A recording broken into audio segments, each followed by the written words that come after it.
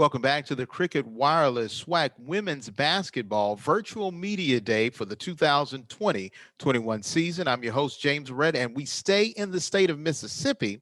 And we are joined now by Tamika Reid, the toast of Jackson State University, as she is Coach of the Year and also SWAC champion. Let's go back to March 12th when you finally got the word that you would not play in the tournament. Did you have mixed emotions about not playing in the tournament? Well, that was a tough thing for us. We had prepared so hard to face Alabama A&M. We had just came off a loss at their place, and the girls really wanted revenge. But not only that, we wanted an opportunity to play in a tournament. And so when we got the news, everybody was just distraught. We didn't know what to do. This was something that I've never seen in my career as a head coach, as an assistant coach, as a player. And so we didn't really know how to handle it. It just, nothing really seemed real about that situation. And the fact that my seniors, the best team to ever come through Jackson State, in my opinion, didn't get an opportunity to see what we could have really done. And so just them leaving and not knowing what the next step was going to be, it was a very, very hurtful feeling. The last 6 months, players have been away longer than they normally are. How have you been able to try to keep this group together and keep the momentum that you had last year going into this season? Well, I think initially over the break, a lot of our players were hanging hats on the success that we had last year. They weren't getting out to go work out. They weren't doing anything extra. And so we had to let them know, you have a target on your back. Everybody's going to come hard for you this year. So you have to get out and be successful. You have to get out and work. You have to have determination like no other. And so, we did a lot of Zoom calls. We did a lot of team building activities. We tried to keep the girls interactive as much as we could through a Nike app, to see who was getting up running. You can measure through the Nike app. So we did a lot of those things to kind of keep them active, keep them engaged, and to keep that chemistry there until we were able to get them back on campus as one. When you went out and had to do recruiting during the summer, I know it was a little difficult because you couldn't physically go and see players, but you were able to bring in some folks. And I looked at your roster, and I think it may have been a faux pas on your sports information director's part, but he only had one height listed on there, 6'6", and that was for Diamond. So I don't know if that was to send a message to everybody that you got somebody 6'6", but how important is it for you to get even taller than what you were last year? As a head coach, for me, I look around the conference and I look at what top programs in the SWAC are signing. I look at what preseason schools have. And so we wanted to be competitive, not only in the SWAC again, but we want to be competitive in our preseason play as well. So we knew we needed height. We knew we needed size. And so we needed that not only to help us be better, but also help push Amisha Williams to be a better basketball player as well. And so that was really important for us to go out and find a player like Diamond. I mean, it was tough. She had a lot of PWIs on her. She had some bigger schools on her. And so it just kind of came down to the wire. And we were able to get it done with her, and we're really excited about that one. As far as improving, you only had 2 losses last year. How can you improve from what you had last year to make it even better this year? Well, there's a lot of room for improvement. It's not shown in our record, obviously, but we have a lot of room to improve. We allow people to score 70 and 80 points on us. My first year as a head coach here, we were holding people under 60 points. We were top in the country for our defensive stops. And so we lost that coming into the second season. So we have a lot to improve on. We have to get better defensively. And then we have to get our young players to jail. We have 4 freshmen, so we have to get them to grow up quickly and be able to contribute good minutes to the program.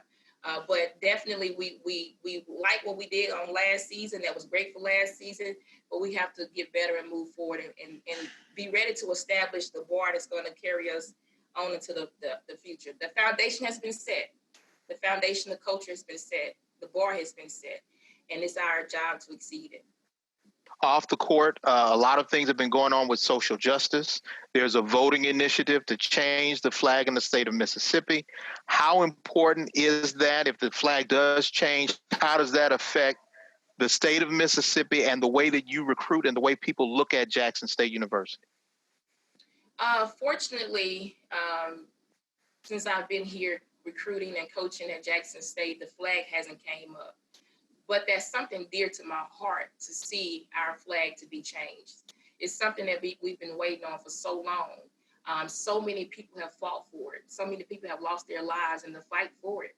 So to see it finally come into a truth of being changed is just a dream come true for us. And so it's something that's really needed, and it's something that's really important. Our players, our young ladies, our Black young ladies, we're loved, and we have to continue to let them know how much they're loved and how much they're cared for, because sometimes they can get lost in the shuffle. And so we want to convey that message every day to our players, let them know how special they are. And that because they're so special, we have to protect that. We have to protect that through our voice, through our rights, and that's through voting. And so we are 100% registered to vote, my entire team, right here in Mississippi. We don't want to mail off any ballots that jeopardize getting lost. They are registered right here in the state of Mississippi. So we're ready to go, and we're ready to vote for our voices to be heard. Coach, thank you so very much. Congratulations on your championship, and good luck this season. Awesome. Thank you so much. We're joined now by the 2019-20 Defensive Player of the Year and All-Conference First Team, Amisha Williams. All right, and we're happy to be joined by Amisha Williams of Jackson State University. First of all, I just need to know, where's the ring, the championship ring? It's coming. We're going to get it. We're waiting on it right now. Waiting on it right now. Take me back to last season. How good did that feel to have the championship trophy and to know that you're SWAC champs? It felt great. I was feeling real good close to the end. I think every game close to the end, I was getting double-doubles, like over 20 points each game. And it just crushed my heart when we couldn't make it to the championship to really play. But we all knew that we was going to get it. I hear you. What were the keys to success last year? What made last year's team so special? The team was hard-working players, the defense, the talking close to the end of the season. I hear you. As far as your personal game, where were you last year and where do you think you can go this year? Were you about 50% of the player that you thought you could be last year, and where do you think you could take yourself this year?